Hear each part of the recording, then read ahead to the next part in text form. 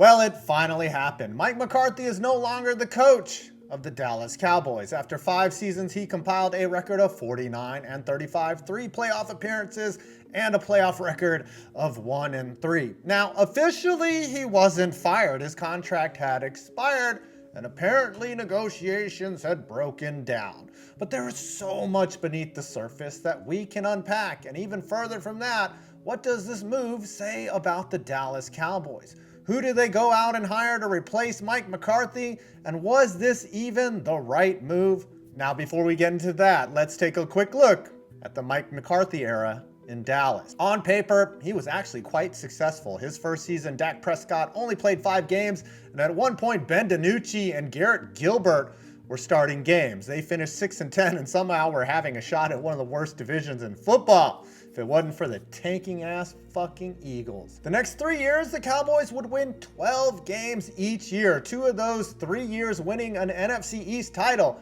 and appearing in the playoffs all 3 seasons. Now here's where Cowboys fan is starting to get a little agitated. McCarthy handed out postseason frustration like your mom hands out juice boxes after getting dicked down by the plumber.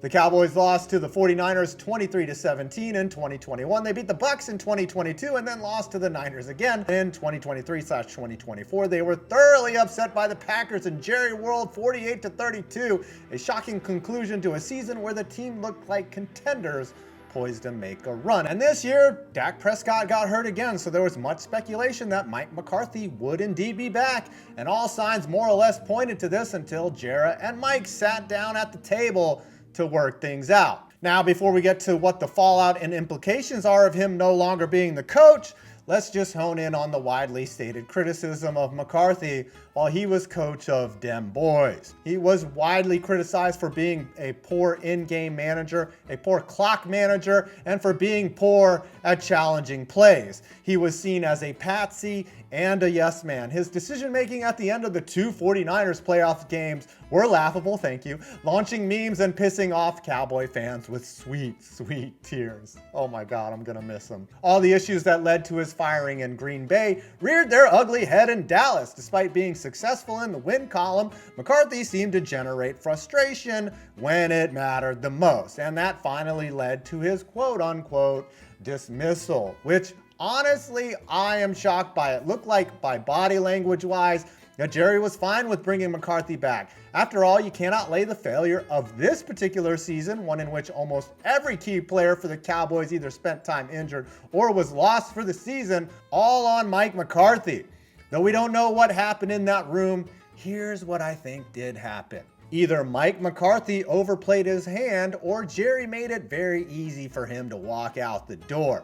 McCarthy signed a 5-year deal in 2020 worth $8 million per season, and I honestly don't think Jerry was angry or stupid enough to offer him less than $8 million a year. I'm thinking the part where things broke down was the second part, the amount of years. Let's look at it from McCarthy's standpoint. If Jerry is only offering 2 years at say $10 million per, why would he take that? It shows the Cowboys have no faith in him.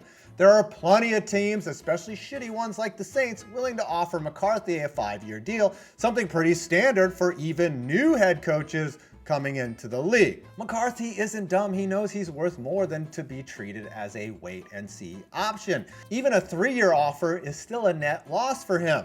Now, let's look at it from the Cowboys' perspective. They have one of 2 motivations. Either they were actually really done with McCarthy, and this was all a show, or like I said before, they just wanted to wait and see. Again, an untenable situation. McCarthy isn't stupid, and neither are the Cowboys. So really, the meeting probably lasted all of 30 seconds. Mike McCarthy walked in, they said, "Will you take 3 years?" And he said, "Fuck no," and it was over. For the Cowboys, if you're not all in on your coach, why even have the fucking meeting? This is where the Cowboys have a ton of decisions to make. Luckily, their roster is still very good and loaded with talent. They have a QB they just signed for $1 Brazilian, and they have an owner that is not getting any younger and is pulling a Mike Ilitch, wanting to see another championship before he rides off into the sunset. As frightening as it sounds for Cowboys fans, you are going to have to get comfortable with whatever Jerry Jones' mental state is headed into each season from now on. Is he really saying they're going all in, or did he reread The Power of Now and is fine with whatever outcome the universe gives him? Laugh out loud at that second part. So who do the Cowboys hire? Well, waiting on Ben Johnson is going to have a lot of teams in limbo. The problem is that there aren't many proven winners sitting at home. Cliff Kingsbury, Brian Flores, Kellen Moore, none of these names sound all that inspiring, or quite honestly, any better than Mike McCarthy. For Mike, it's the opposite. Plenty of teams will probably be vying for his services. Lord help me if it's the Giants.